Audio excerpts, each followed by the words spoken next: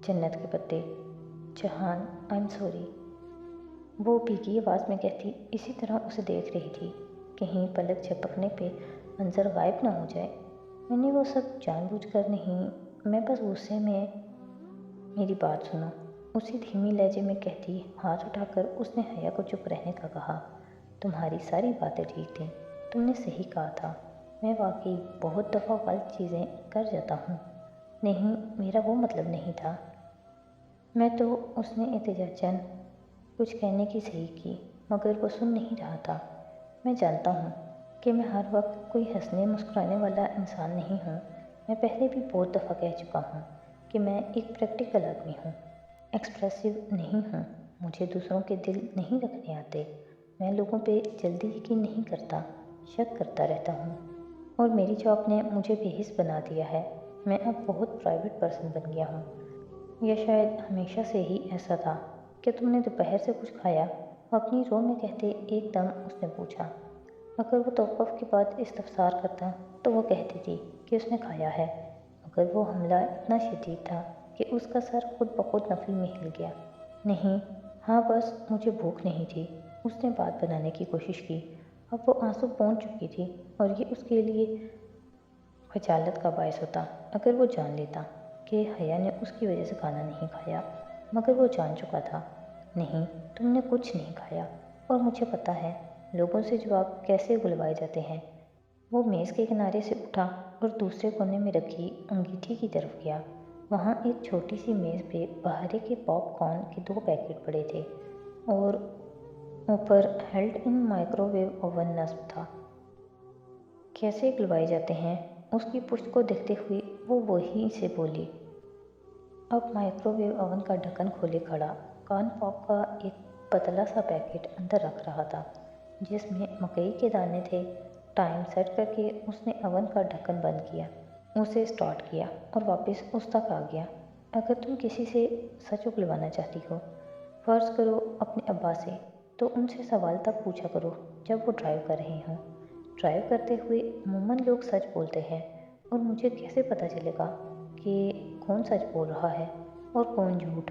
वो बस बात को तूल देना चाहती थी ताकि जहान पिछली बात भूल जाए और वो अपने अल्फाज दोहराए जाने की शर्मिंदगी से बच गई। झूठ बोलने वाले के चेहरे पे 10 अदद वाज़ेह निशानियाँ आ जाती हैं इस वक्त जब वो झूठ बोल रहा होता है। ओवन जोन की आवाज़ से चल रहा था। मकई के दाने वक्फे वक्फे से चटक रहे थे। एक तो हो गई नज़रें चुराना, बाकी 9 कौन सी हैं?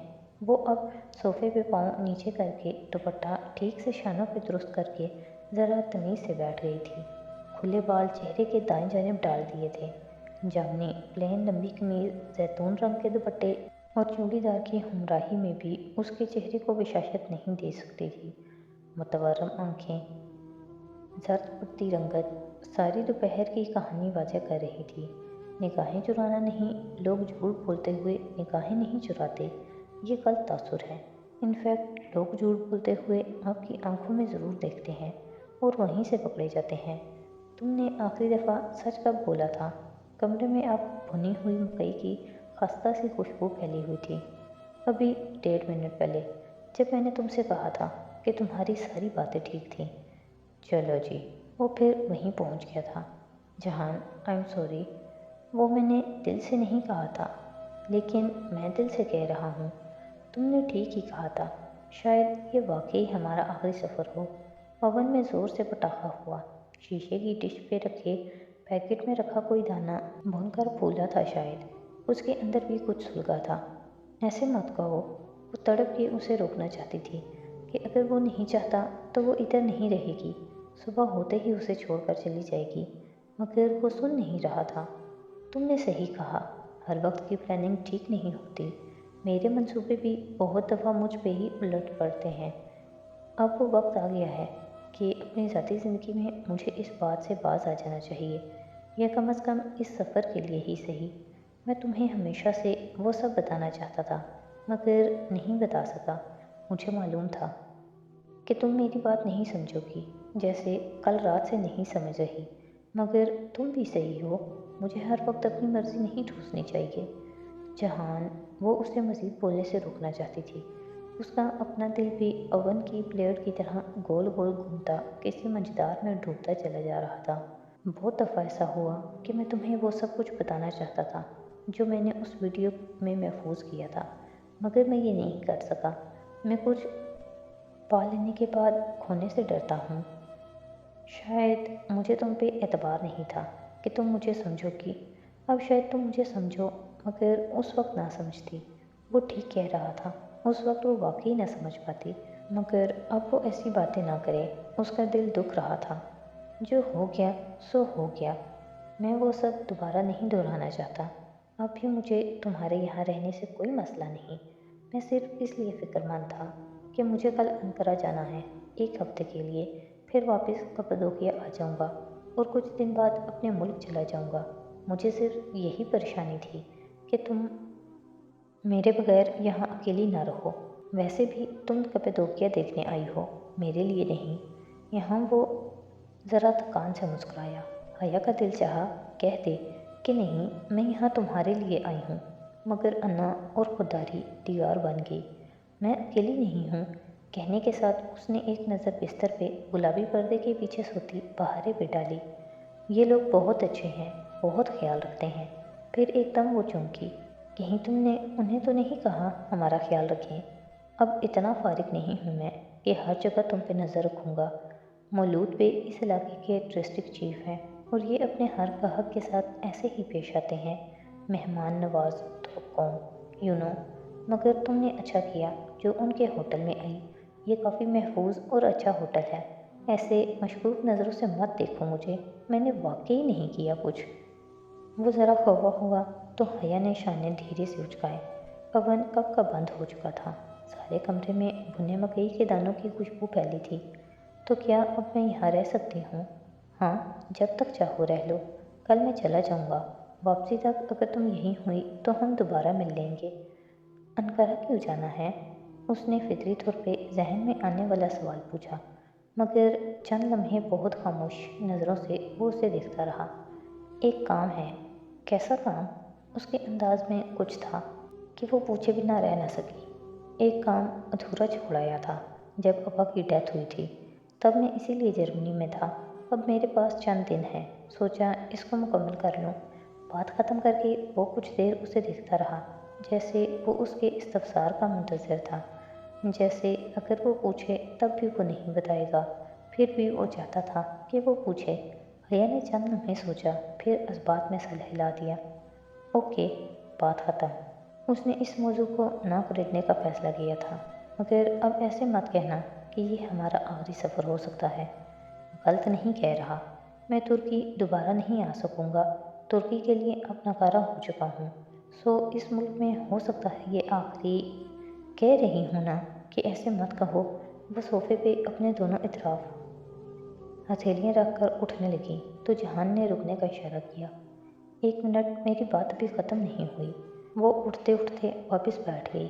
جتنے دن ہم ساتھ ہیں سب کچھ میری مرضی سے طے ہوگا، سارے پروگرام، سارے شیڈیول، کہاں ملنا ہے، کہاں جانا ہے، سب میں ڈیسائیڈ کروں گا اور تم کسی بات سے انکار نہیں کرو گی۔ حیا نے اس بات میں سر ہلا دیا۔ اس کا اجازت دینا ہی بہت تھا، اب کیا بحث کرتی۔ کیا تم پاپ کارن کھاؤ گے؟ وہ اٹھ کھڑی ہوئی۔ جہان نے نفی میں سر ہلاتے ہوئے ہولے سے ہاتھ کو کنپٹی سے مسلا، شاید اس کے سر میں درد تھا۔ میں بس چلوں گا۔ وہ اٹھا، دیوار میں لٹکے سوئچ بورڈ پہ لائٹ کا ناب گھمایا۔ کمرے میں جلتا واحد زیرو کا بلب مدھم ہو گیا۔ پھر اس نے کھڑکی کا پردہ ذرا سا سرکا کر باہر دیکھا۔ حیا نے اوون کا ڈھکن کھولا اور گرم گرم پاپ کارن کا پیکٹ نکالا۔ جہان تب تک کھڑکی کے سامنے سے ہٹ کر دوبارہ سے بتی تیز کر چکا تھا۔ اگر ڈی جے ہوتی تو کہتی، ایسی بتیاں ہماری یونیورسٹی میں بھی پائی جاتی ہیں، لیکن اگر وہ ہوتی تو پھر مسئلہ ہی کیا تھا۔ آشیانہ کے نئے مہمان آ گئے ہیں غالباً، باہر رش ہے، اس کے جٹنے تک انتظار کرنا ہوگا۔ وہ صوفے پہ اسی جگہ بیٹھے ہوئے بولا جہاں ابھی وہ بیٹھی تھی۔ تم تھکے ہوئے لگ رہے ہو، چاہو تو لیٹ جاؤ تھوڑی دیر۔ میں آتی ہوں۔ اسے وہیں چھوڑ کر وہ ڈریسنگ روم میں آئی تاکہ وہاں سنگھار میز پہ رکھا शीशे का बड़ा प्याला उठा ले। उस जगह पे फर्श पे अभी तक अफशां के ज़रात दिखाई देते थे, हालांकि पिनार ने साफ भी किया था। प्याला उठाते हुए उसने आईने में खुद को एक नज़र देखा तो झटका सा लगा। सुर्ख मुतवरम आंखें, जर्द पड़ता चेहरा। अल्लाह अल्लाह, वो इतनी देर से ऐसी लग रही थी। वो भी क्या कहता होगा, उसके गम में रो रही हूँ। प्याला रख कर वो बाथरूम में गई। सिंक के ऊपर झुककर मुंह पे पानी के छींटे मारे, फिर तौलिए से चेहरा थपथपाया, बाल ब्रश किए और ज़रा खुद को कंपोज करती बाहर आई। मेहमान इसी तरह सर हाथों में लिए बैठा था। जहान, उसने मोहतात अंदाज में पुकारा। जहान ने उसी पल सर झुकाए झुकाए हाथ की पुश्त से होंठों के ऊपर छुआ। खून के कतरे। वो खड़ी खड़ी रह गई। जहान, तुम्हारे नाक से खून आ रहा है। वो बिना कुछ कहे तेज़ी से उठा और बाथरूम की तरफ लपका। हया भी उसके पीछे आई और खुले दरवाजे से देखा। टूटी फूल खोले वो सिंक पे झुका, नाक और चेहरे पे पानी डाल रहा था। वहाँ खड़े होना उसे मुनासिब न लगा तो वापस सोफे पर आकर बैठ गई। पता नहीं उसे क्या हुआ था।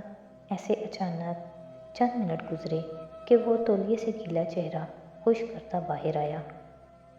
क्या हुआ था? वो फिक्रमंदी से उसे देखने लगी। वो जवाब दिए बिना उससे थोड़ी फासले पे सोफे पे बैठा और तौलिया उस हाथ पर डाल दिया। नक्सीर क्यों फूटी? इतनी गर्मी तो नहीं है। क्या पहले भी ऐसा हुआ है? कितने सवाल करती हो? वो जैसे उकता गया। जितने भी करूं मुझे हक है उसका। अब बताओ क्या हुआ है? जहान ने निकाहत भरी नज़रों से उसे देखा और फिर चंद लम्हे यूं ही देखता रहा। ऐसे ही अभी वो अनकरा के काम के मुतल्लिक बात करते हुए देख रहा था। उर्दू में बात करते हैं हया, वो जाग रही है। हया ने चौंक कर जैसे बाहरी की तरफ गर्दन मोड़कर देखनी चाहिए तो वो जैसे बिगड़ कर बोला, हाँ अब तुम उसे देखने लगो ताकि उसे पता लग जाए कि हम उसके बारे में बात कर रहे हैं। सॉरी। उसकी गर्दन खफीफ ही आधे रास्ते से पलट आई।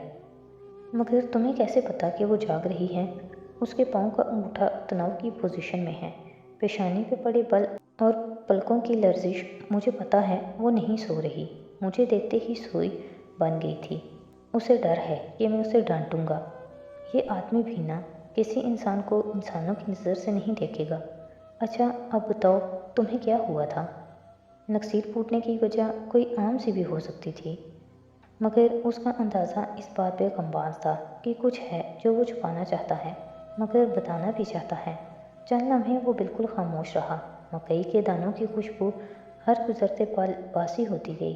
फिर उसने धीरे से कहना शुरू किया, अनकरा में मेरी सर्जरी है।